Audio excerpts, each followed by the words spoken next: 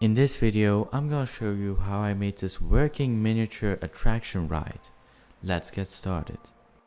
I started by designing all the 3D models. As always, you can download all the models for free in the description.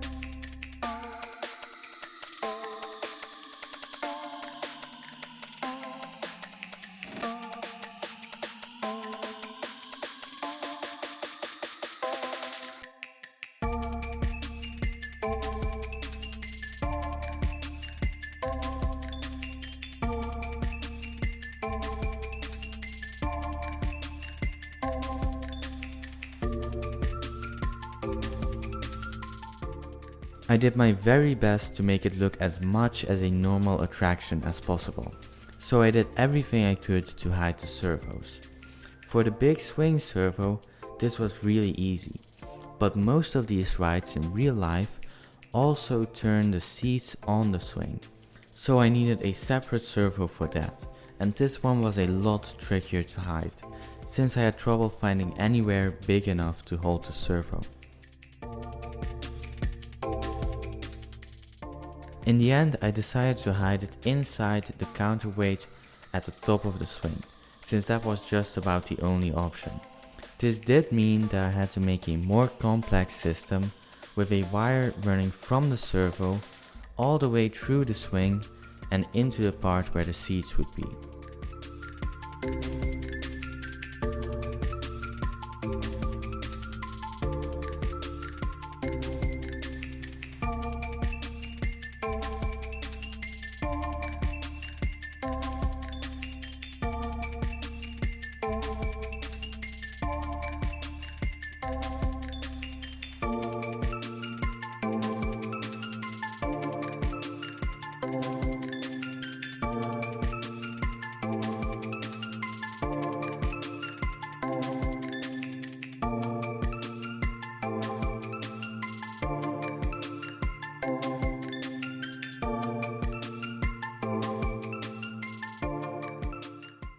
Once I was done, I decided I had not quite given myself enough work, so I made an animation to show how the parts would be put together.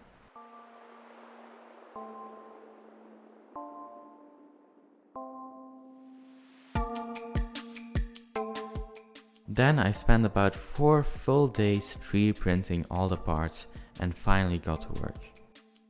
I took a servo, the small adapter part I 3D printed, and a 2.7mm or 0.1 inch thick metal wire and tested if everything fitted.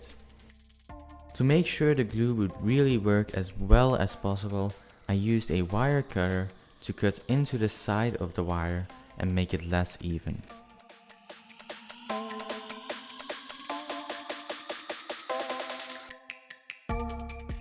After that, I used epoxy to glue the servo, 3D print and wire together.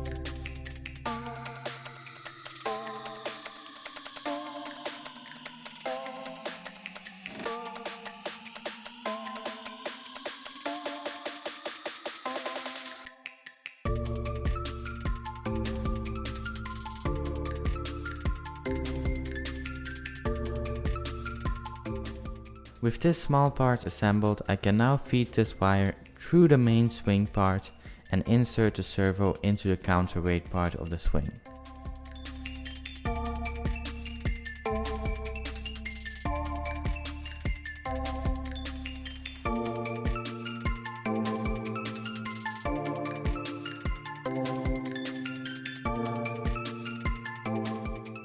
Next, I had to attach the part where the seats would be. I cut the wire to the right size, and just like before, I used a wire cutter to make it less even, and then used epoxy to attach the wire to the 3D prints.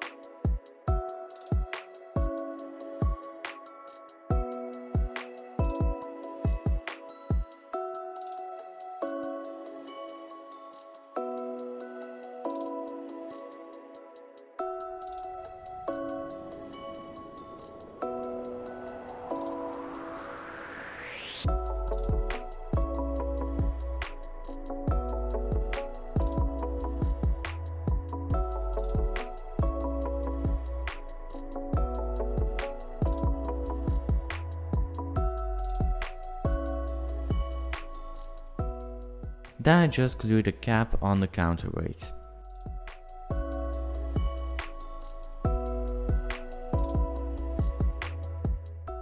For this part of the design, the small things to attach the servo are getting in the way, so I'm first going to cut them off with a wire cutter and then smooth the edges with a file.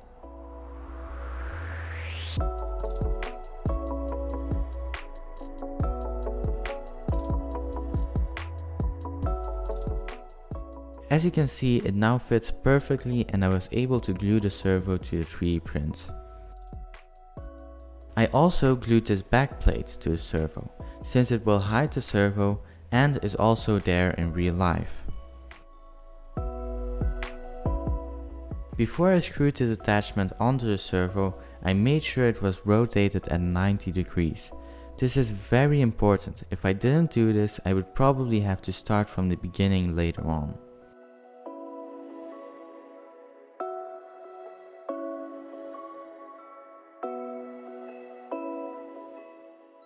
The next part is once again pretty self-explanatory.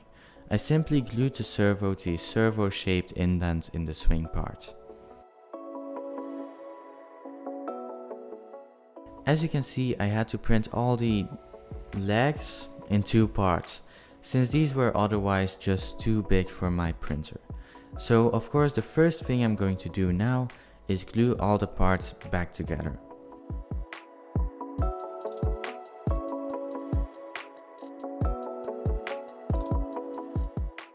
Then I glued 2 of the legs to a part that was already assembled.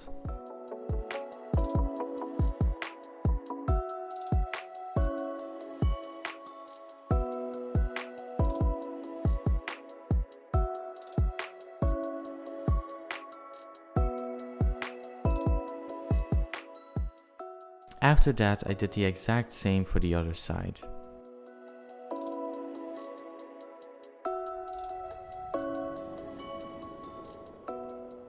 Now it's time for the electronics. I'm not going to hide the wires or anything in this video, but I did want to write the code and get it working. So here's the schematic.